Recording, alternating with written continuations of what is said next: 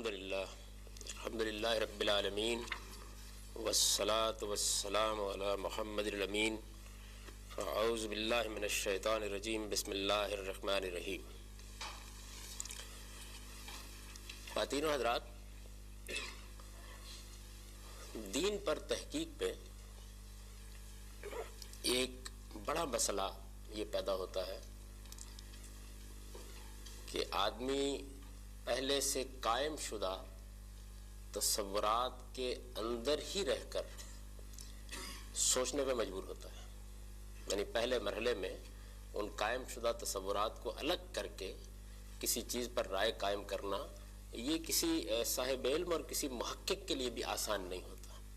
انسان کی نفسیات ایسی واقع ہوئی ہے کہ اس کا جو ذہنی سانچہ بن جاتا ہے، جن اصطلاحات میں وہ نشو و نما پاتا ہے، اس کی ذہنی تعمیر جس پس منظر میں ہوتی ہے، اس کے لحاظ سے وہ سوچتا ہے۔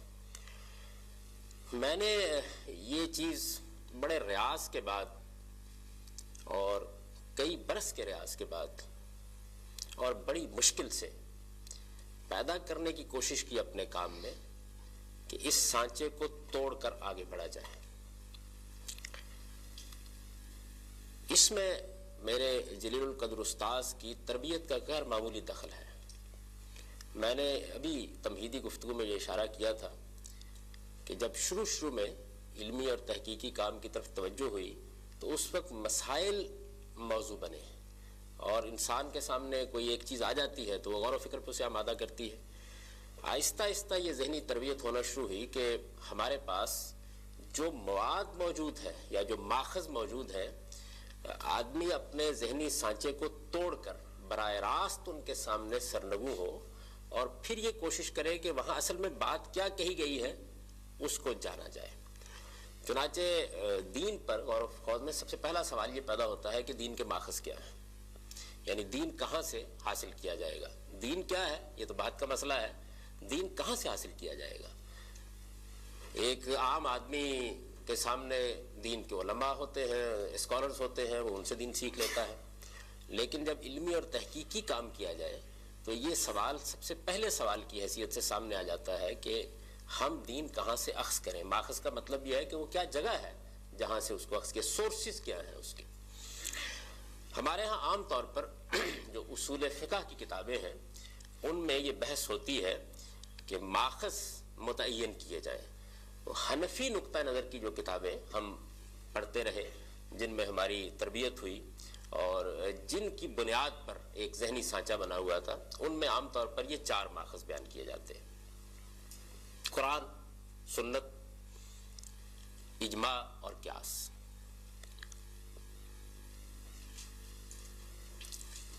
ظاہر بات ہے کہ اس سے پہلے کہ یہ بحث کر کے دیکھی جائے کہ اس کی نوعیت کیا ہے، یہ کیوں قرار دیے گئے ہیں، اس کا پس منظر کیا ہے، اور یہ ٹھیک ہے تو کیوں، اور اگر ان کو ہم مسترد کرتے ہیں تو کیوں، یہ بحث ہم اپنے موقع پر کریں گے۔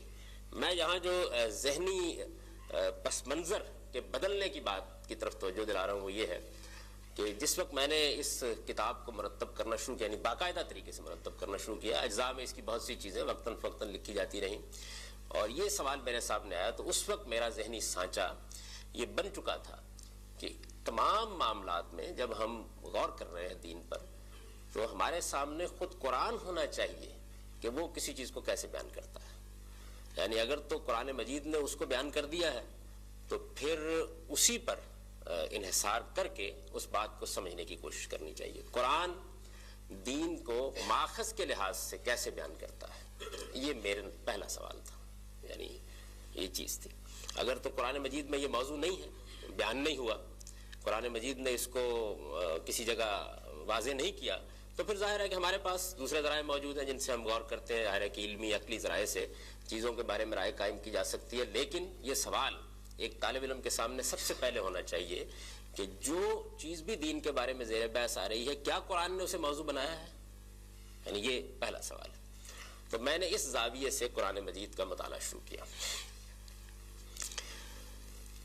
قرآن مجید میں خود قرآن مجید سے متعلق بہت سی آیات ہیں۔ قرآن مجید میں نبی صلی اللہ علیہ وسلم کے بارے میں بہت سی آیات ہیں، قرآن مجید میں نبی صلی اللہ علیہ وسلم سے پہلے کے انبیاء علیہ السلام سے متعلق بہت سے بیانات ہیں. قرآن مجید ان کے علاوہ بھی بعض چیزوں کی طرف اشارہ کرتا ہے. مثلا میں صرف اشارتاً ذکر کر رہا ہوں کہ ایک بحث کے دوران میں وہ یہ کہتا ہے کہ کیا تمہارے پاس کوئی پہلے نبیوں کی روایت موجود ہے جو کتاب کی صورت میں ہو یا ان کی تعلیمات کی صورت میں ہو, یا کوئی علمی بنیاد بھی ہے کہ جس کے اوپر تم یہ بحث کر رہے ہو. شرک اور توحید کی بحث ہے. اسارتم من العلم کے الفاظ قرآن نے وہاں استعمال کیے ہیں, یعنی وہ چیزیں کہ جو ایک اسٹیبلشڈ علمی روایت کی حیثیت سے موجود ہوتی ہیں. تو بہت سی چیزوں کا ذکر کرتا ہوں, لیکن اپنی دعوت کو پیش کرنے کے لیے میرے پیش نظر یہ سوال تھا, ایک طالب علمانہ سوال, کہ یہ دیکھا جائے کہ قرآن خود کیسے کہتا ہے, اس بات کو کیسے بیان کرتا ہے. تو قرآن مجید کا مطالعہ کرنے کے بعد جس آیت پر میں بالکل آ کر رک گیا, اور میں آپ کو بتاؤں گا کہ یہ آیت کتنی غیر معمولی آیت ہے اور یہ قرآن مجید میں کس کس جگہ پر آئی ہے, کس پس منظر میں آئی ہے, وہ یہ آیت ہے جو آپ کو پہلے صفحے پر لکھی ہوئی ملتی ہے. یعنی اصول و مبادی کا عنوان جب آپ نکالیں گے تو آپ یہ دیکھیں گے کہ نبی صلی اللہ علیہ وسلم کے ذریعے سے اب جو دین ہمارے پاس موجود ہے اس میں گویا اس آیت کو ایک پروانہ تقرر کی حیثیت حاصل ہے. اس کو یہاں پڑھ لیجیے, پھر میں یہ بتاؤں گا آپ کو کہ دوسرے مقامات پر یہ کس پسند میں آئی ہے. یہ سورہ جمعہ سے میں نے اس کو نقل کیا ہے. وَالَّذِي بَعَثَ فِي الْأُمِّينَ رَسُولًا مِّنْهُمْ يَتْلُو عَلَيْهِمْ آيَاتِهِ وَيُزَكِّيهِمْ وَيُعَلِّمُهُمُ الْكِتَابَ وَالْحِكْمَةَ. قرآن مجید میں یہ اس کے علاوہ 3 اور مقامات پر آئی ہے, اور قرآن کی ان چند آیات میں سے ہے جو اس اہتمام کے ساتھ معمولی تغیر الفاظ سے دہرائی گئی. آپ اس کو بھی نوٹ کر لیجئے. یہ سورہ بقرہ کی 129 آیت بھی ہے. سورہ بقرہ دوسری سورہ ہے.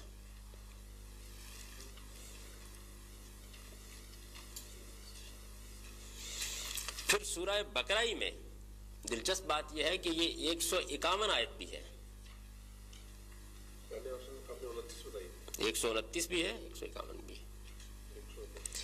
پھر سورہ آل عمران کی یہ آیت 164 بھی ہے,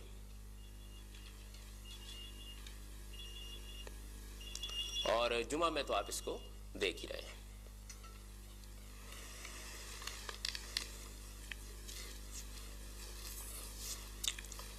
یہ قرآن مجید کے جن جن مقامات پہ آئی ہے ان سب کو اگر آپ سامنے رکھیں, اور خاص طور پر اس سورہ جمعہ میں بھی یہاں اس کو آپ سامنے رکھیں, تو اس کا ایک پس منظر ہے ہر جگہ جس کو بہت اچھی طرح جان لینا چاہیے. یعنی قرآن مجید یہ بتاتا ہے کہ انسانی تاریخ میں سیدنا ابراہیم علیہ السلام ایک غیر معمولی شخصیت کے حامل ہے, اور ان سے اللہ تعالیٰ کے دین اور اس کی ہدایت نے ایک بڑا موڑ مڑا ہے.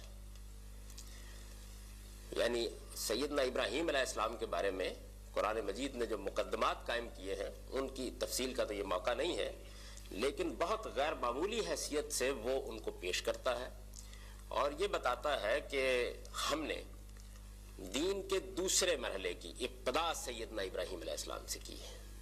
یعنی ایک مرحلہ سیدنا ابراہیم علیہ السلام سے پہلے ختم ہوا ہے, اور اس کے بعد دوسرے مرحلے کی ابتدا سیدنا ابراہیم علیہ السلام سے ہوئی ہے.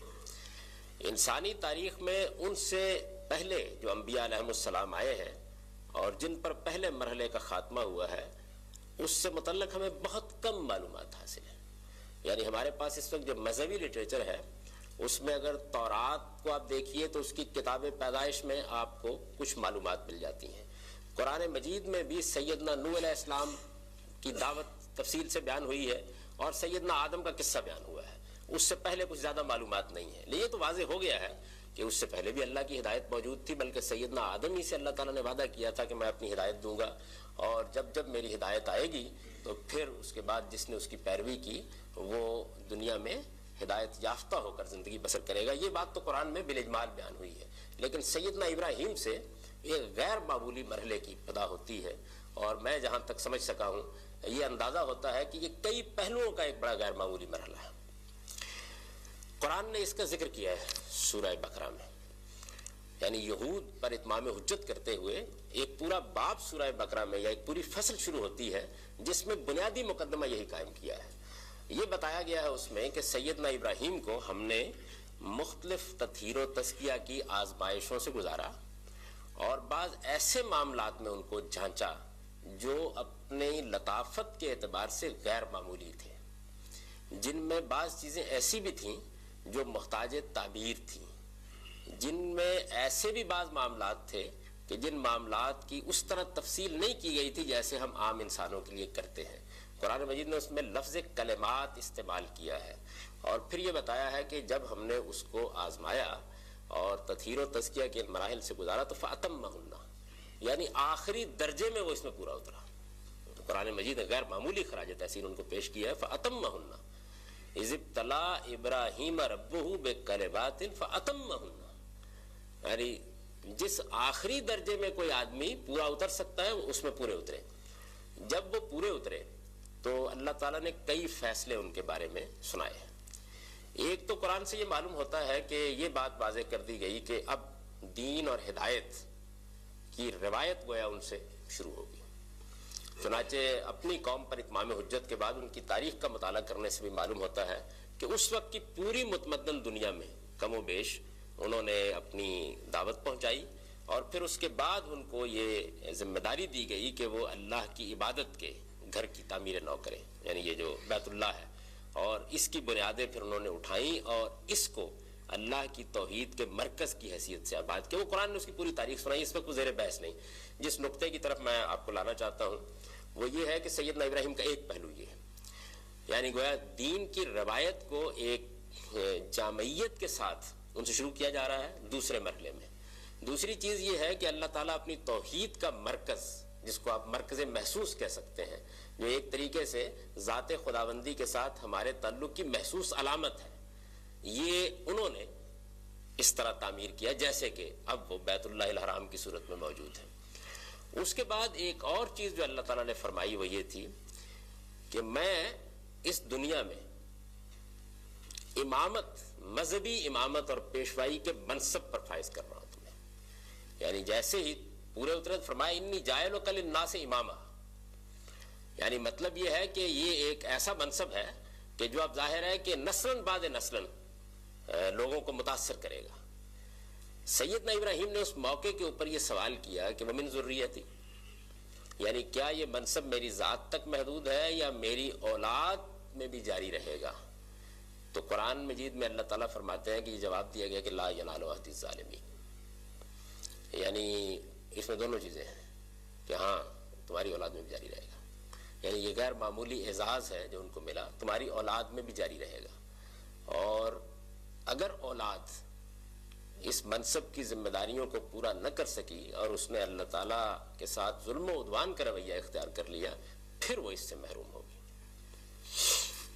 اب اس میں رک کر ایک قانون جس کی اپنے وقت پر وضاحت کروں گا میں، اس کی طرف بھی چند اشارات سن لیجئے۔ عام طور پر اللہ تعالیٰ کا اس دنیا میں جو طریقہ ہے وہ یہ ہے کہ ایک تو عالم اسباب ہے، جس کا مطالعہ جب ہمارے سائنسی علوم میں بھی کیا جاتا ہے تو ہم یہ کہتے ہیں کہ یہ دنیا جو ہے یہ کاز اور ایفیکٹ کا کارخانہ ہے، یعنی کچھ چیزیں جو ہے بالکل قاعدے سے ہوتی ہیں، ان کے کچھ قاعدے سے نتائج نکل آتے ہیں۔ آپ نے ایک ماچس کی تیلی جلائی ہے، اس سے آگ اٹھی ہے، اس سے کپڑا جل جائے گا۔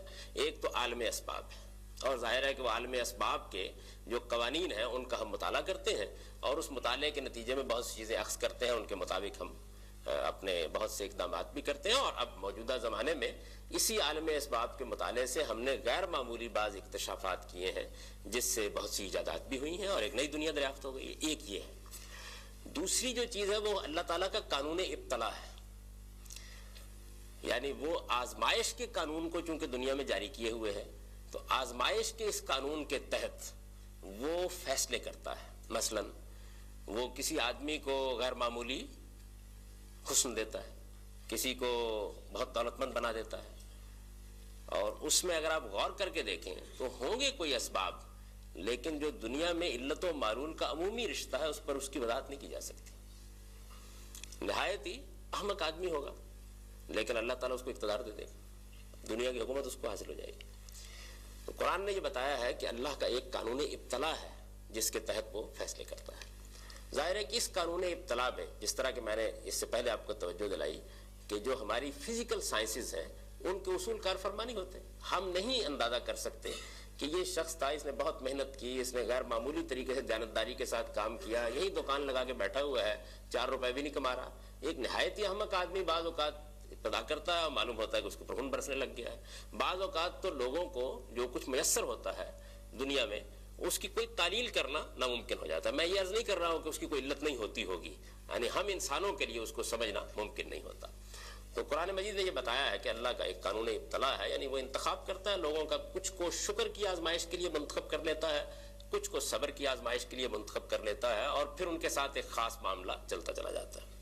تو ایک علت و معلول کا قانون ہے، یعنی جس میں آپ بالکل 2 اور 2 4 کی طرف بتاتے ہیں کہ یہ دیکھیے یہ ہوا، چکماک رگڑا گیا، یہ آگ نکل آئی، آگ دکھائی گئی، یہ کپڑا جل اٹھا. یعنی ایک تو یہ قانون ہے، اور اس کو بہت حد تک ہم سمجھ بھی لیتے ہیں. ہمارے سارے سائنسی علم کی بنیاد در حقیقت اسی قانون پر ہے. اور ایک قانون ابتلا ہے، یعنی جس کے تحت بہت سے فیصلے ہوتے ہیں انسانوں کے بارے میں انفرادی طور پر، قوموں کے بارے میں اجتماعی طور پر، لیکن علت و معلول میں ان کا رشتہ تلاش کرنا آسان نہیں ہوتا. اچھا، اسباب ہوتے ہیں وہاں بھی، یعنی ایسا نہیں کہ بالکل ہی اسباب نہیں ہوتے، وہاں بھی کچھ اسباب ہوتے ہیں جو ہمیں نظر آ رہے ہوتے ہیں، لیکن ان اسباب کی نوعیت ایسی نہیں ہوتی کہ آپ یہ کہہ سکیں کہ اچھا فلاں صاحب نے اگر اپنے اندر یہ اوصاف پیدا کیے ہیں اور ہم ایک زید کا انتخاب کرتے ہیں، وہ بھی اگر پیدا کر لے تو یہ نتیجہ نکل آئے گا. لازماً نہیں نکلتا، یعنی یہ ہم عام زندگی میں اس کا تجربہ کرتے ہیں. تو اس قانون ابتلا کے ساتھ قرآن سے معلوم ہوتا ہے کہ ایک اور قانون اللہ تعالیٰ نے جاری کیا، اور وہ قانون اتمام حجت ہے. یعنی جس قانون میں اللہ تعالیٰ بالکل میرٹ پر کچھ نتائج انسانی تاریخ میں بارہا ایک دینونت صغرا، دینونت کا مطلب ہے جزا و سزا، یعنی جو جزا و سزا قیامت میں ہونے والی ہے. ظاہر ہے کہ قرآن مجید سے ہمیں یہ معلوم ہوتا ہے، اور اس پر ہمارا ایمان ہے، وہ آگے زیر بحث بھی آئے گا، کہ جو جزا و سزا قیامت میں ہونے والی ہے وہ بالکل ٹھیک میرٹ پر ہوگی. یعنی اس میں کسی کے ساتھ ادنا درجے کا ظلم نہیں ہوگا. وہ پک اور چوز کے طریقے پر نہیں ہوگی کہ اس کو اٹھا کے جنت میں ڈال دیا، اس کو جہنم میں ڈال دیا. وہ تو بالکل اس اصول پر ہوگی نا کہ ایک آدمی نے ایمان و عمل کے کیا تقاضے پورے کیے ہیں. تو اسی نوعیت کی بالکل قطعی جزا و سزا بعض اقوام کے بارے میں اللہ تعالیٰ اس دنیا میں برپا کرتے رہے، تاکہ جو جزا و سزا قیامت میں ہونے والی ہے لوگ اس کو اس جزا و سزا کے ذریعے سے سمجھ سکیں. اس جزا و سزا کے بہت سے اور پہلو ہیں، لیکن ایک خاص پہلو یہ ہے کہ سیدنا ابراہیم کی اولاد کے بارے میں اللہ تعالیٰ یہ کہتے ہیں کہ ہم نے یہ جزا و سزا یعنی سینکڑوں سال پر محیط ابراہیم کی نسل کے بارے میں بالکل میرٹ پر برپا کی ہے. یہی بات اس آیت میں بیان ہوئی ہے. یعنی ابراہیم نے جب آزمائش میں پورا اتر کے دکھا دیا تو ہم نے اس کو پیشوائی عطا کی، اور قرآن نے دوسری جگہ تصریح کی کہ اس پیشوائی کے اجزاء کیا تھے. یعنی ان کو خدا کی ہدایت ملی، دین ملا، اللہ تعالیٰ کی براہ راست وحی کے ذریعے سے بتایا گیا کہ کیا حق ہے اور کیا باطل ہے. پھر اس کے بعد ان کو بادشاہی دی گئی، یعنی ان کی اولاد کے لیے اللہ تعالیٰ نے حکومت اور اقتدار کا فیصلہ کیا. اور اس حکومت اور اقتدار کو آل ابراہیم کے لیے، اولاد ابراہیم کے لیے قرآن سے معلوم ہوتا ہے کہ میرٹ پر فیصلہ، یعنی ہوگا یہ اوصاف ہوں گے تو باقی رکھوں گا، یہ نہیں ہوں گے تو چھین لوں گا. اس اصول کے اوپر یہ دنیا میں عمومی قانون نہیں ہے. جی ارشاد.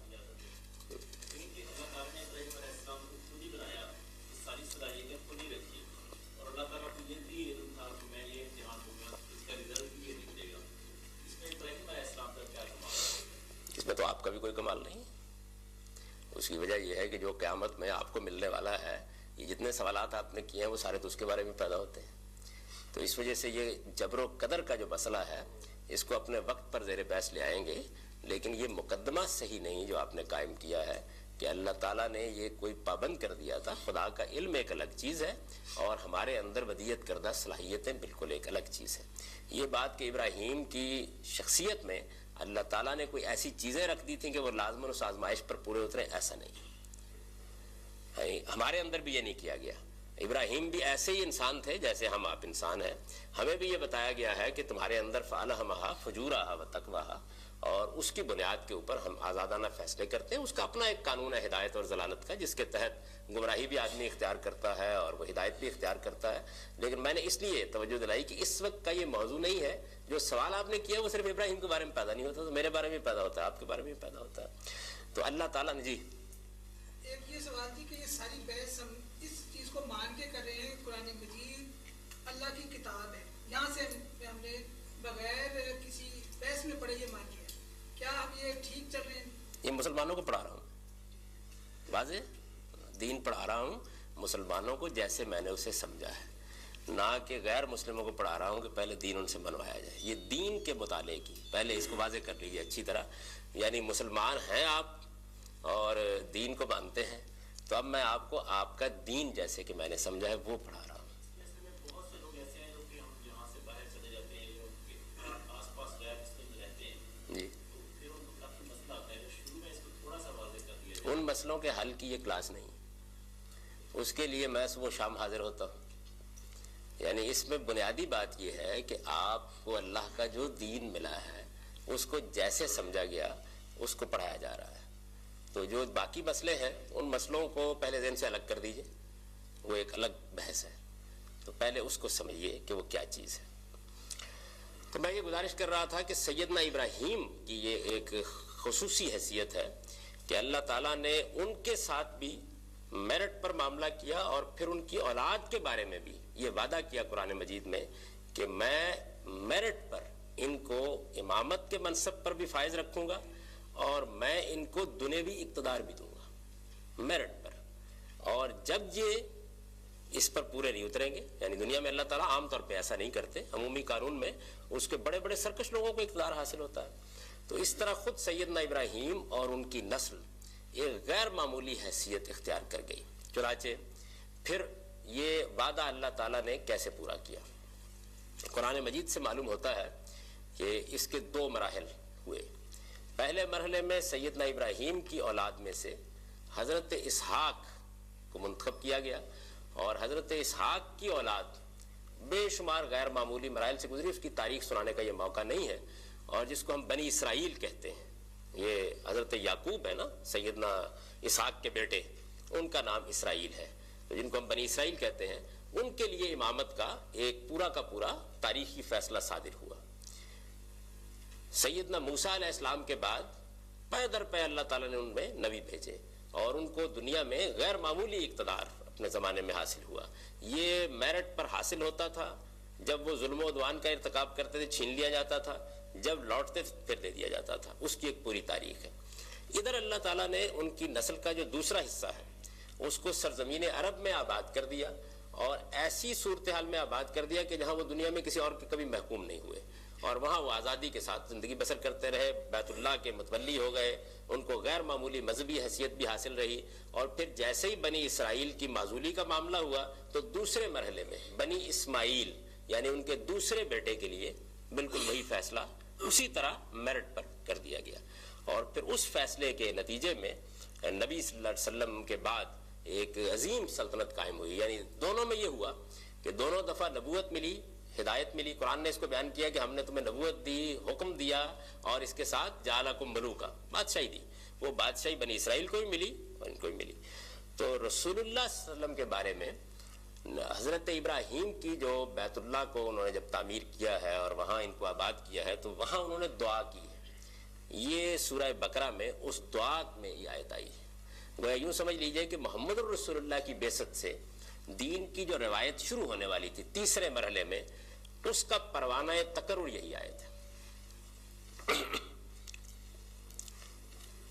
یہ تینوں مقامات جن میں یہ آئی ہے اس سے پہلے سورہ جمعہ سے پہلے، ان میں اگر آپ دیکھیں گے تو سیاق و سباق بھی آپ کو قرآن مجید میں یہ بتائے گا کہ اس میں یہی سارا معاملہ زیر بحث ہے. اور چونکہ بنی اسرائیل ہیں جن پر اتمام حجت کیا جا رہا ہے، بقرہ میں بھی، آل عمران میں بھی، تو اسی پس منظر میں ان کے سامنے یہ بات رکھی جا رہی ہے کہ اللہ تعالیٰ یہ فیصلہ کیے ہوئے ہیں. اس فیصلے کا ذکر یعنی دعا کے پہلو سے بھی ہوا ہے، ظہور کے پہلو سے بھی ہوا ہے، اور یہاں پر خاص طور پر بنی اسماعیل جن کو قرآن مجید امیین کہتا ہے، یعنی امیین کا لقب ان کے لیے خاص ہے. یہ بنی اسرائیل نے ان کو یہ لقب دے رکھا ہوا تھا. وہ اپنے آپ کو سمجھتے تھے کہ ہمارے پاس کتاب بھی ہے, ہمارے پاس ہدایت بھی ہے, اور ان کو امی کہتے تھے. گویا یہ کتاب سے, دین سے, اس کی روایت سے زیادہ واقف نہیں ہے, کیونکہ انبیاء نہیں آئے ان کے پاس کم و بیش 2000 سال تک. تو یہ اس موقع کے اوپر اللہ تعالیٰ نے ان کو بتایا ہے کہ میں نے اپنے اس فیصلے کے تحت جو سیدنا ابراہیم کے ساتھ ہوا تھا, اب ان امیوں میں ایک رسول بھیجا ہے. ایک بات. دوسری یہ کہ اس میں اس رسول کے ذریعے سے جو دین دیا جا رہا ہے اس کو پورا کا پورا بیان کر دیا گیا ہے. یعنی اگر آپ دیکھیں تو سوائے اس کے کہ 2 مقامات پر تزکیہ پہلے آ گیا ہے اور اس میں بعد میں آ گیا ہے, یعنی اور کوئی چیز تبدیلی نہیں ہے, کم و بیش ایک ہی چیز ہے جو اس میں بیان کی گئی ہے. آپ سادہ طریقے سے بھی اگر اس کا ترجمہ کریں تو یہ ہے کہ هُوَ بَعَثَ فِي الْأُمِّيِّينَ, وہی ذات ہے کہ جس نے امیوں میں ایک رسول اٹھایا ہے, رسولا منہم, ان کے اندر سے. یعنی اس میں ایک ایک لفظ قابل غور ہے. امیوں میں اٹھایا ہے, ایک رسول اٹھایا ہے, ان کے اندر سے اٹھایا ہے, اور یتلو علیہم آیاتہ ویزکیہم ویعلمہم الکتاب والحکمہ. میں نے اس آیت کے بارے میں یہ سارے دراز نفسی اس لیے کی کہ میں یہ آپ کو بتا دوں کہ اس کا انتخاب کرنے کی وجہ کیا ہے. یعنی قرآن مجید میں یہ 2 پہلوؤں سے بڑی غیر معمولی آیت ہے. ایک, یہ اس سارے دینی پس منظر کو بیان کرتی ہے, یعنی جن جن مقامات پر یہ آئی ہے یہ بیان کرتی ہے کہ اللہ تعالیٰ کا جو ہدایت دینے کا فیصلہ سیدنا ابراہیم کے لیے ہوا اور پھر آخری مرحلے میں محمد رسول اللہ کے لیے ہوا, اس کے تقرر کی نوعیت کیا ہے. یہ بیان کرتی ہے کہ جب یہ فیصلہ صادر ہوگا تو اس سے کیا چیزیں صدور میں آئیں گی, یہ اس کو بیان کرتی ہے. اس لحاظ سے یہ بڑی غیر معمولی اہمیت کی آیت ہے.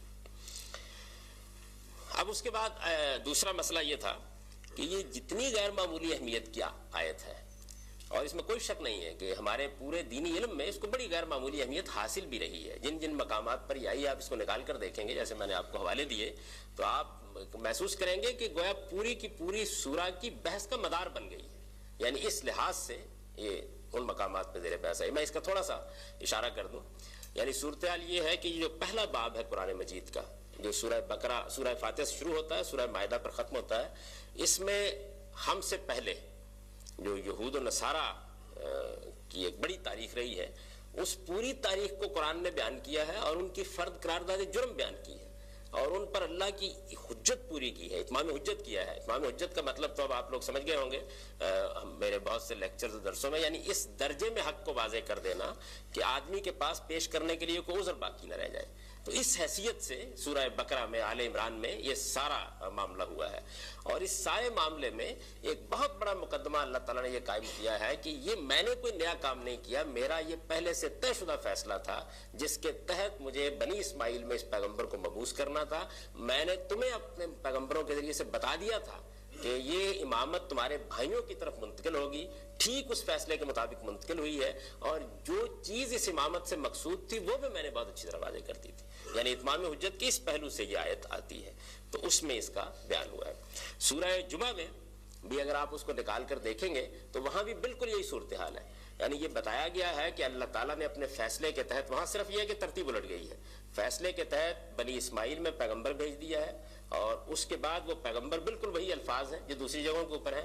اور پھر یہ بتایا گیا ہے کہ یہود, آگے وہی زیر بحث آ جاتے ہیں یہود, کہ وہ کس طرح امامت کے منصب سے معزول ہو. اسی میں وہ آیت ہے اس کے آگے آ کے کہ میں نے تو ان پر بھی کتاب, ان کو بھی کتاب دی تھی, لیکن یہ بالکل گدھوں کی طرح جیسے کتاب لاد دی جاتی ہے اس رویے میں ہے. یحمل حمار و اسفارا قرآن مجید نے بیان کیا. پھر سبت میں جو انہوں نے حماقت کی ہے اس کی طرف اشارہ کیا ہے, اور آخر میں بتا دیا ہے کہ اب تمہارے لیے وہی حیثیت جمعے کی ہے, اور تمہیں یہ منصب دیا گیا ہے تو کہیں ایسا نہ ہو کہ تم جمعے کے معاملے میں وہی غلطی کرو جو سبت کے قانون کے بارے میں بنی اسرائیل نے کی ہے. یعنی پوری سورہ کا گویا خلاصہ یہ ہے. تو وہاں بھی بڑے غیر معمولی اہتمام کے ساتھ یہ آیت اسی طریقے سے نقل ہوئی ہے. تو میں نے آپ سے عرض کیا کہ یہ اس کی اہمیت ہے. دوسری چیز جو ہے وہ یہ ہے کہ اس آیت میں یہ جو هُوَ الَّذِي بَعَثَ فِي الْأُمِّيِّينَ رَسُولًا مِّنْهُمْ, اس آیت میں جو بات بیان ہوئی ہے اس بات میں قرآن کے خاص اسلوب کے بعض نازک مسئلے ہیں. میں ان میں سے بعض چیزوں کی طرف اشارہ کروں گا. یہ چیز ویسے آگے بڑی تفصیل سے اصول آبادی میں زیر بحث بھی آ جائے گی, لیکن یہاں تو اس کو زیر بحث لانا ناگزیر ہے تاکہ اس بنیاد کو میں واضح کر سکوں کہ اس کو میں نے کیوں اٹھایا. اس میں بظاہر 4 باتیں بیان ہوئی ہیں. یعنی بظاہر آیت کو آپ سادگی سے پڑھیں تو بظاہر یہ بیان ہوا ہے کہ اللہ تعالیٰ نے بنی اسماعیل میں ان کے اندر سے ایک رسول مبعوث فرمایا ہے. 4 باتیں بیان ہوئی ہیں. وہ اللہ کی آیتیں ان پر تلاوت کرتا ہے, وہ ان کا تزکیہ کرتا ہے, وہ ان کو کتاب اور حکمت کی تعلیم دیتا ہے. یعنی اگر آپ سادگی سے دیکھیں تو 4 باتیں اس کے اندر بیان ہوئی ہیں.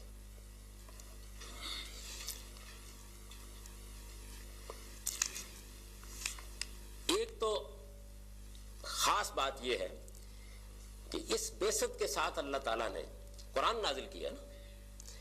یعنی قرآن مجید اللہ کی کتاب ہے, نازل ہوئی ہے, لیکن قرآن مجید نے جہاں جہاں بحث کی ہے وہاں اس سارے امتنان, اللہ کے اس فیصلے, اس کے ذریعے سے ملنے والی ہدایت میں نسبت رسول اللہ کی طرف کی. یعنی صورتحال یوں نہیں ہے کہ ہم نے امیوں میں ایک قرآن نازل کر دیا ہے, امیوں میں ایک رسول نازل کیا ہے, وہ رسول یتلو علیہم آیاتہ. ایک بات یہ. دوسری بات یہ کہ اللہ تعالیٰ نے قرآن مجید کے دوسرے مقامات کو میں نے جب دیکھا تو معلوم ہوا کہ بالکل یہی ترتیب رکھی ہے کتاب اور پیغمبر کے معاملے میں. چنانچہ دیکھیے میں ایک آیت کی طرف آپ کو توجہ دلاتا ہوں. یہ اس میں دین کا صحیح تصور اگر آپ نکال لیں اسی کتاب میں, جی میں بتاتا ہوں. تو یہ سورہ بقرہ کی آیت 213 ہے. اچھا یہ پوری یہاں نقل نہیں ہوئی. جن لوگوں کے پاس قرآن نہیں ہے میں نے اس لیے کہا کہ وہ کم سے کم اتنا حصہ نکال لیں, اور جن کے پاس قرآن ہے وہ سورہ بقرہ کی آیت 213 نکال لیں.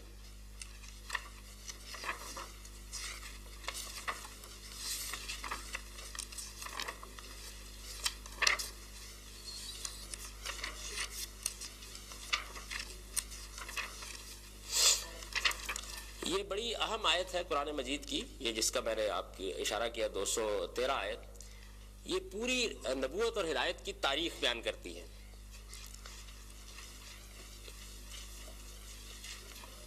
آیت کا میں سادہ ترجمہ بیان کر رہا ہوں اس لیے کہ آپ بہت سے لوگوں کے پاس قرآن نہیں ہوگا, اس لیے میں نے اشارہ کیا تھا کہ وہاں آپ کو مختصر مل جائے گی, لیکن پوری آیت یہ ہے. یہ 83 صفحے پر ہے میزان میں, لیکن صرف ایک حصہ ہے اس کا. وہ قرآن مجید کو اگر آپ دیکھیں 83 پیج پر ہے, اور قرآن مجید میں بقرہ دوسری سورہ کی 213 آیت. دیکھیے یہ آیت یہ ہے, کان الناس امتم واحدہ. یعنی آیت یہاں شروع ہوتی ہے کان الناس امتم واحدہ, یعنی جب ہم نے دنیا کی ابتدا کی تو انسانوں میں کوئی مذہبی اختلاف نہیں تھا. قرآن مجید یہ کہتا ہے کان الناس امتم واحدہ, یعنی لوگوں میں کوئی مذہبی اختلاف نہیں تھا, وہ بالکل ایک ہی نقطہ نظر کے حامل تھے. یہ بات دوسرے مقامات پہ معلوم ہوتی ہے کہ سیدنا آدم کو جو ہدایت دی گئی اس ہدایت کو لے کر آئے. قرآن مجید کہتا ہے کہ اس کے بعد اختلافات ہونا شروع ہوئے, تو پھر ہم نے کیا کیا, فبعث اللہ النبیین, پھر ہم نے اللہ تعالیٰ نے نبی مبعوث کیے, نبی بھیجے. ان نبیوں کے ذمے کیا کام لگایا گیا, مبشرین و منذرین, یعنی یہ لوگوں کو جنت کی بشارت دیتے تھے اور جہنم کا انذار کرتے تھے. اب دیکھیے یہ یعنی یہاں سے یعنی انسانوں کے درمیان کوئی اختلافات نہیں تھے, وہ دین کے معاملے میں ایک ہی جگہ پر کھڑے تھے. جب اختلافات ہوئے تو ہم نے ان کے اندر کیا کیا, انبیاء بھیجے. یعنی یہاں بھی وہی چیز ہے کہ ہدایت کی نسبت اصل میں رسولوں کی جانب ہے. اب اس کے بعد قرآن کہتا ہے وَأَنزَلَ مَعَهُمُ الْكِتَابَ, اور ان کے ساتھ کتابیں بھی نازل کی, ان کے ساتھ کتابیں بھی نازل کی. گویا کتاب وہ چیز ہے کہ جو پیغمبر کے بغیر نہیں آتی. پیغمبر آتا ہے, اصل میں ہدایت کا مرجع وہ ہوتا ہے, پھر اس کے بعد کتاب آتی ہے, انزل معہ الکتاب. پھر یہ بھی بتا دیا کہ کتاب کا مقصد اور ہے اور پیغمبروں کا مقصد اور ہے. یہ بھی اس آیت میں بتا دیا. پیغمبر تو انذار اور بشارت کرتے ہیں, اور ظاہر ہے کہ اس میں چیزوں کی وضاحت کرتے ہیں. جو کتاب ہے یہ کس لیے ہم نے بھیجی, یعنی دین کی روایت کو قائم کرنے کے لیے نہیں بھیجی گئی, اس لیے بھیجی گئی کہ لِيَحْكُمَ بَيْنَ النَّاسِ فِي مَا اخْتَلَفُوا فِيهِ, ان کا فیصلہ کرنے کے لیے ایک حکم موجود ہو, یعنی ایک بالکل لکھی ہوئی متعین چیز ان کے پاس موجود ہو, وہ فیصلہ کرے. اور یہ بتا دیا کہ اس کے بعد کے لوگوں نے اس کے باوجود اختلافات کی, وہ ایک الگ بحث ہے, وَمَا اخْتَلَفَ فِيهِ إِلَّا الَّذِينَ أُوتُوا مِن بَعْدِ مَا جَاءَتْهُمُ الْبَيِّنَاتُ. اور یہ بھی بتا دیا کہ اختلافات کا باعث کیا ہوا, کہ بغیم بینہم, یعنی انسانوں کی سرکشی ہے جو اس کا باعث بنی. تو اس مقام پر بھی اللہ تعالیٰ نے جو ترتیب قائم کی وہ یہ کہ ہم نے اپنی ہدایت دینے کے لیے پیغمبر بھیجے، اور چونکہ ایک چیز ایسی چاہیے تھی کہ جو بالکل واضح طریقے پر حکم بن کر فیصلہ کر سکے، تو ان کے ساتھ ہم نے کتاب بھی نازل کر دی. یعنی گویا ہدایت کا اصل منبع جو ہے وہ اللہ تعالیٰ کے ہاں انبیاء علیہ السلام کی شخصیت رہی ہے. کم و بیش یہی بات اس آیت سے بھی بظاہر معلوم ہوتی ہے. یعنی آپ اس کو دیکھیے کہ اس میں یہ بتایا گیا ہے کہ اللہ تعالیٰ نے ایک پیغمبر کی بعثت کی ہے، ایک رسول کی بعثت کی ہے، اور رسول کی زبان سے کیا چیز صادر ہو رہی ہے، اس کی شخصیت سے کیا صادر ہو رہا ہے، وہ آگے بیان کر دیا جو چیزیں صادر ہو رہی ہیں. ایک پہلو یہ. دوسرا پہلو جو اس میں نے عرض کیا وہ یہ ہے کہ بظاہر اس میں 4 چیزیں ہمارے سامنے آتی ہیں. یعنی پیغمبر آئے ہیں، وہ آیات کی تلاوت کرتے ہیں اور وہ تزکیہ کرتے ہیں اور وہ کتاب کی تعلیم دیتے ہیں اور وہ حکمت کی تعلیم دیتے ہیں. بظاہر یوں معلوم ہوتا ہے. اس میں جو زبان کے مسئلے ہیں اور جس وجہ سے مسائل پیدا ہوئے ہیں، میں تھوڑا سا اس کا ذکر کروں گا. میں پہلے عرض کر دیا تھا کہ یہ علمی سطح کی ایک چیز ہے، تو آپ اسی حیثیت سے اس میں شریک ہوں. پہلی چیز جو اس کے اندر زیر بحث آ گئی وہ چیز یہ تھی، اور دیکھیے کتنی مار کا آرا ہو گئی. یعنی اس کے اوپر ہماری امت کے بے شمار مذاہب، مسالک اور اختلافات مبنی ہیں. میں آگے چل کے آپ کو بتاؤں گا اس ایک آیت سے جو مسائل پیدا ہوئے ہیں. پہلی چیز تو یہ زیر بحث آ گئی لوگوں کے درمیان کہ اچھا 4 کام ہیں جو پیغمبر کرتا ہے. آپ دیکھیے مسئلہ کیا پیدا ہوتا ہے. 4 کام قائم کرتا ہے. ایک کام تو بظاہر یہ لگتا ہے کہ یہ قائم کرتا ہے کہ وہ اللہ کی آیات اس پر نازل ہوئی ہیں، پڑھ کے سنا دیتا ہے، یتلو علیہم آیات. ایک کام. اچھا یہ دیکھنے کی بھی کوئی خاص ضرورت نہیں، اس لیے کہ ہمیں جو تاریخ معلوم ہے، محمد الرسول اللہ تو معلوم تاریخ کی شخصیت ہے.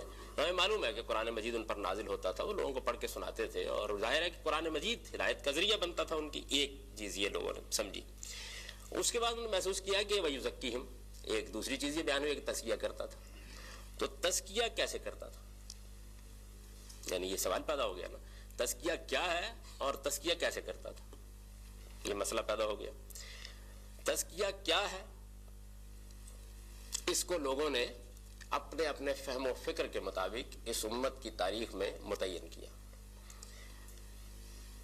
سلف میں بھی لوگوں نے اس کو متعین کرنے کی کوشش کی، اور بعد کے ادوار میں 2ری 3ری صدی میں تو پھر اہل تصوف کا یہ خاص موضوع بن گیا.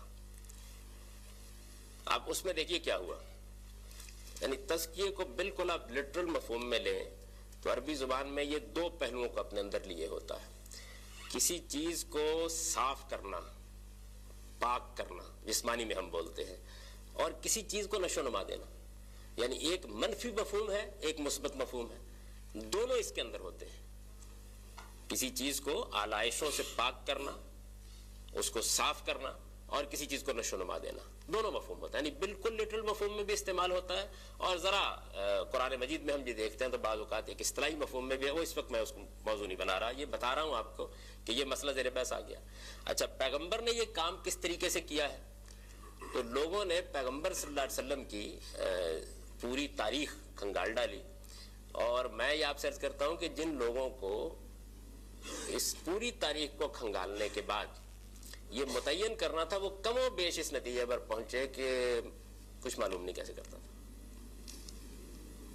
یعنی آپ خیال کریں گے کہ میں یہ واضح ہو گیا، کچھ معلوم نہیں کیسے کرتا تھا.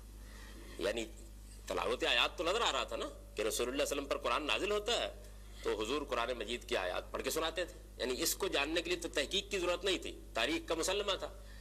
تزکیہ کیسے کرتے تھے پیغمبر؟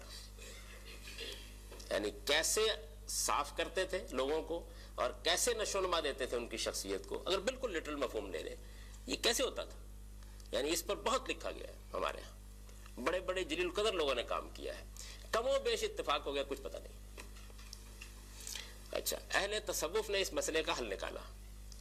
انہوں نے کہا جی بات یہ ہے کہ اس کے لیے کوئی خاص میتھڈ نہیں تھا. اصل میں رسول اللہ صلی اللہ علیہ وسلم کی شخصیت ایسی غیر معمولی تھی کہ ان کی صحبت سے یہ چیز لوگوں کو حاصل ہو جاتی تھی. یعنی جیسے ہی لوگ ان کی صحبت میں بیٹھتے تھے تو اس سے حاصل ہو جاتی تھی. کیسے حاصل ہو جاتی تھی؟ یعنی اس کو متعین کرنا ممکن نہیں ہے، بس حاصل ہو جاتی تھی. یعنی نہ یہ کہ یہ بتانا ممکن تھا کہ رسول اللہ صلی اللہ علیہ وسلم مثال کے طور پر اس وقت تزکیہ کر رہے ہیں. کوئی بات ہوتی ہے نا جو کہتے ہیں آپ یا رسول اللہ صلی اللہ علیہ وسلم اس وقت لوگوں کو بتا رہے ہیں کہ جی میں یہ کام کر رہا ہوں، تو چلیے اس پر تزکیے کا اطلاق ہو سکتا ہے. پورا جو حضور کی سیرت کا کنٹینٹ ہے، میں پورے ذمہ داری سے کہہ رہا ہوں، کوئی چیز دریافت نہیں ہو سکی اس میں، کوئی چیز بھی دریافت نہیں ہو سکی. چنانچہ یہ بات بھی کم و بیش بالاتفاق اختیار کر لی گئی کہ یہ رسول اللہ کی صحبت سے ہو جاتا تھا لوگوں کا تزکیہ. اچھا ہو جاتا تھا، اس پہ کوشچن ہو سکتا ہے نا، تو اس کا انہوں نے جواب یہ دیا کہ وہ تو خیر بالکل ایک واضح بات ہے، اس لیے کہ صحابہ کرام کی جیسی غیر معمولی سیرت بیان کی جاتی ہے تو ہو تو گیا. یعنی انہوں نے سیاست میں، معیشت میں، معاشرت میں، زندگی کے دوسرے تہذیبی دائروں میں جیسی غیر معمولی کردار کا مظاہرہ کیا، تو اس لیے ہو تو گیا. کیسے ہوتا تھا معلوم نہیں، لیکن زیادہ سے زیادہ جو بات کہی جا سکتی ہے وہ یہ کہ حضور کی صحبت نے اس میں کردار ادا کیا. چنانچہ آپ دیکھیے کہ ٹھیک اس بحث سے تصوف کا پورا علم کلام پیدا ہوا اس امت میں. اور میں اس کا ذکر اس لیے کر رہا ہوں کہ اگر آپ اس امت کی علمی تاریخ کا مطالعہ کریں تو اس میں جس تعبیر نے 1000 سال تک اس امت کے ذہنوں پر حکومت کیا وہ تصوف کی تعبیر ہے.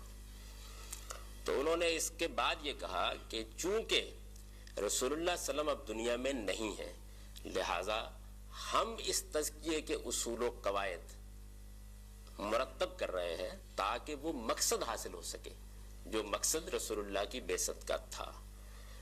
ہمارے اپنے دور کے جو آخری بڑے آدمی ہیں اس علم میں، اور ظاہر ہے کہ ان کی دینی علم میں بھی بڑی غیر معمولی حیثیت ہے، بلکہ ہندوستان کا معاملہ تو یہ ہے کہ ہندوستان کے پورے علم میں گویا ان کو محور و مرکز کی حیثیت حاصل ہے، وہ شاہ ولی اللہ. شاہ ولی اللہ گویا یوں سمجھ لیجئے کہ وہ اور ان کا خانوادہ یہ ہندوستان کے علم کا محور و مرکز ہے. ہندوستان کے تمام علمی خانوادے اپنے آپ کو ان سے منسوب کرتے ہیں.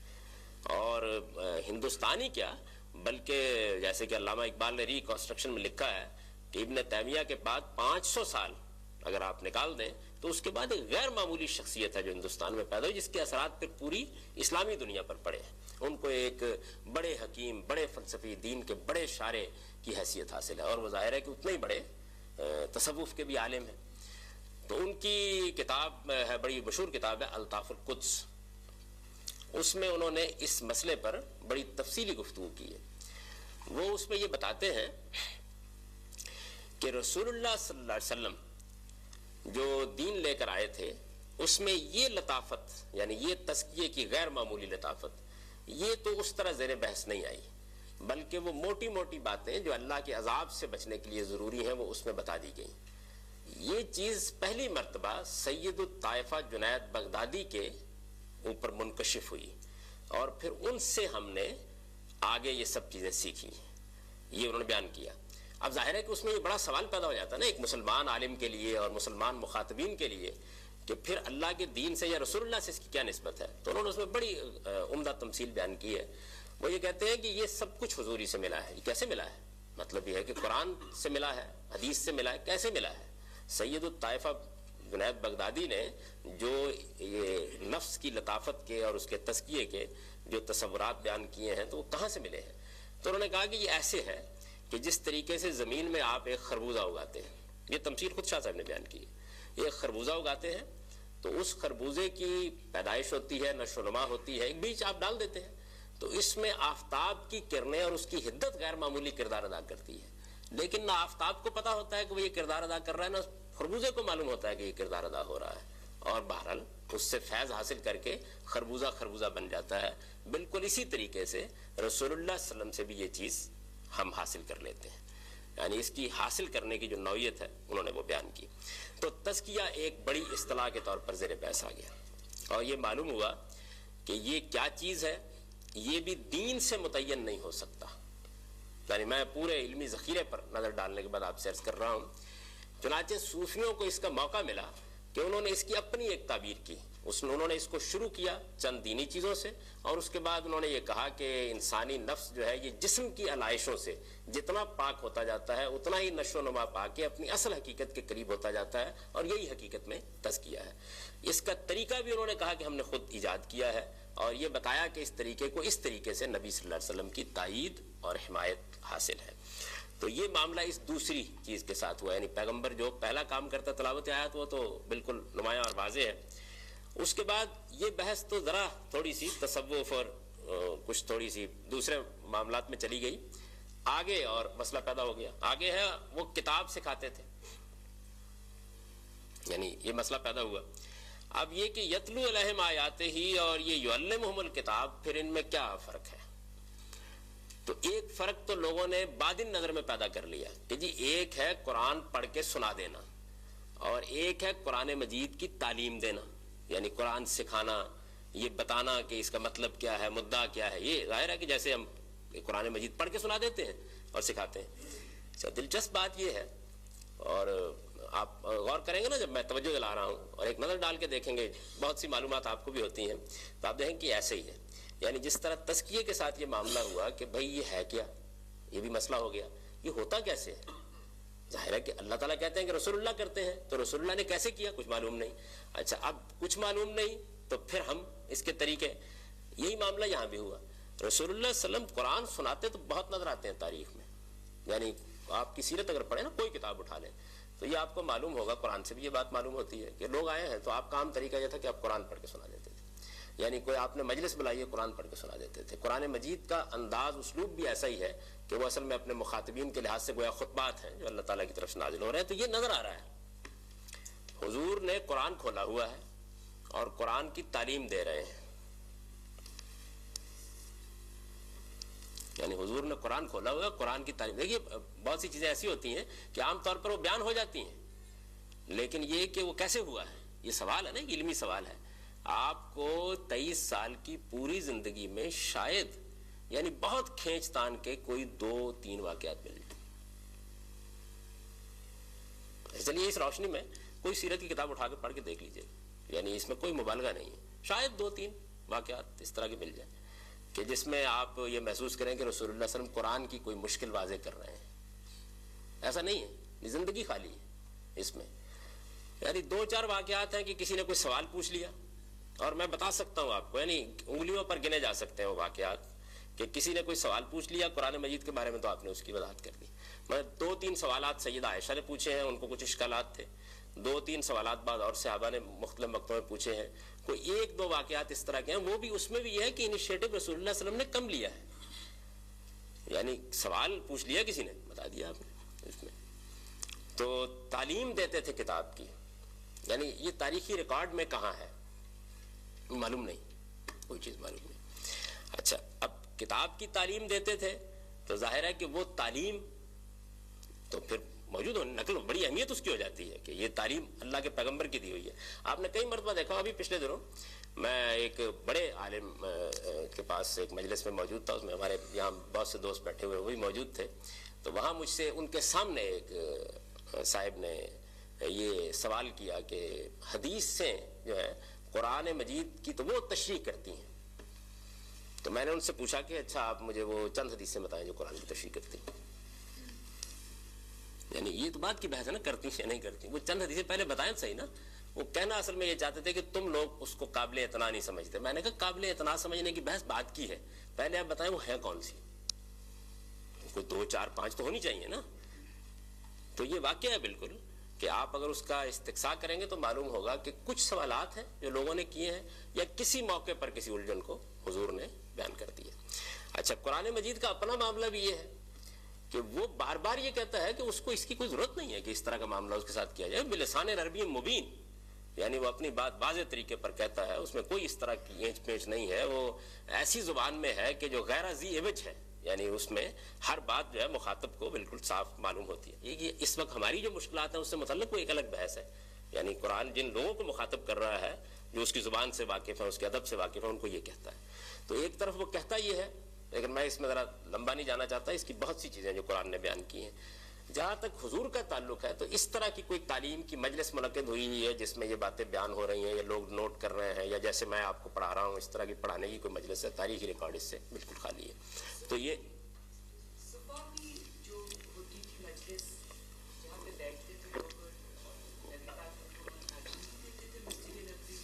ہاں بہت اچھا سوال کیا، کیونکہ یہ بھی تاریخی اساطیر میں سے ایک افسانہ ہے. اس کی حقیقت بھی سمجھ لیجئے.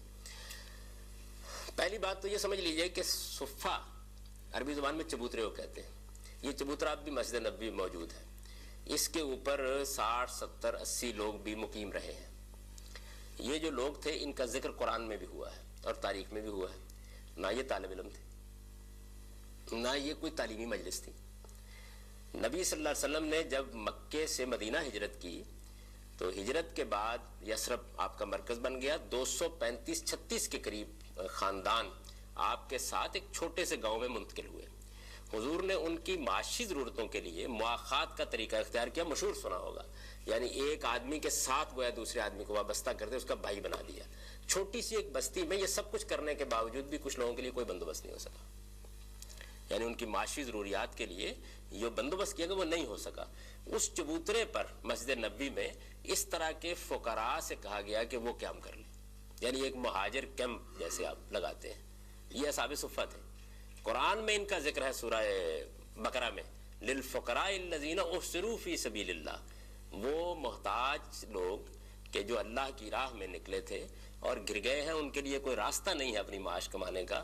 وہ لا یسألون الناس الحافا, وہ اپنی ضروریات لوگوں سے لپٹ لپٹ کے جیسے گلا مانگتے ہیں, نہیں مانگ سکتے. ان کی مدد کے لیے تم لوگوں کو خود آگے بڑھنا چاہیے. یہ نوعیت تھی.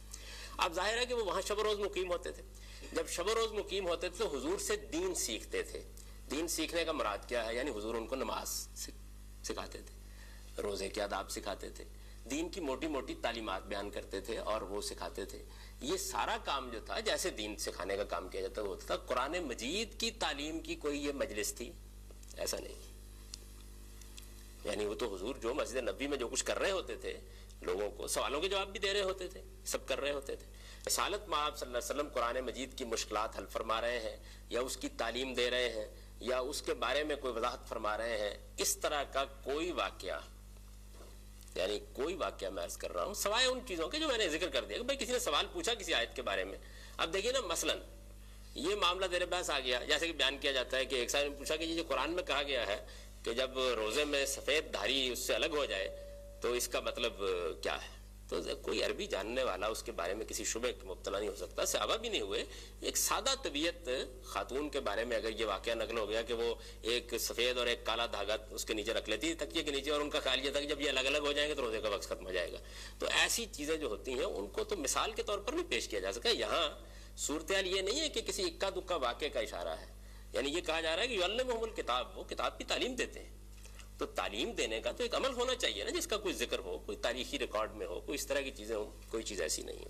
اور یہ میں پورے اطمینان سے آپ سے عرض کر رہا ہوں, یعنی پورے ذخیرہ حدیث کے اوپر نظر ڈالنے کے بعد آپ کو اسی طرح کے کچھ واقعات ملیں گے کہ کسی موقع پر سوال کیا گیا ہے, اس کا جواب دے دیا گیا. کوئی چھوٹا موٹا اشکال حضور نے محسوس کیا کہ غالباً غلطی ہوگی تو اس کی جانب اشارہ کر دیا. اس کے سوا کوئی چیز نہیں. اچھا, یہ تو مسئلہ اس کا ہو گیا. اب اس کا مسئلہ ہو گیا, اور آگے یہ ہے کہ بھئی ٹھیک ہے کتاب کی تعلیم دیتے ہیں, تزکیہ کرتے ہیں, لیکن پھر حکمت کیا ہے؟ آپ نے دیکھا نہیں کتنی سادہ آیت ہے لیکن کیا مسائل اس نے پیدا کیے ہیں. حکمت کیا ہے؟ یعنی وہ کیا چیز ہے؟ پہلی مرتبہ جو ہماری تاریخ میں یہ آیت زیر بحث آئی ہے پہلی صدی میں, تو امام شافعی اس کو زیر بحث لائے ہیں. یعنی آپ اگر معلوم علمی تاریخ میں اوپر جائیں, وہ بڑے ابتدائی زمانے کے لوگوں میں سے ہیں, پہلی صدی کے لوگوں میں سے ہیں. سب سے پہلے وہ زیر بحث لائے ہیں, اور انہوں نے یہ کہا کہ بھئی یہ تو کتاب ہو گئی نا قرآن مجید, تو اب حکمت کیا ہے؟ انہوں نے کہا کہ حکمت حدیث ہے. حکمت حدیث. وقت ہو گیا جناب, پورے 18 منٹ ہو گئے. تو حکمت حدیث ہے. یہاں ہم ختم کرتے ہیں, باقی انشاءاللہ اگلی جمعرات کو.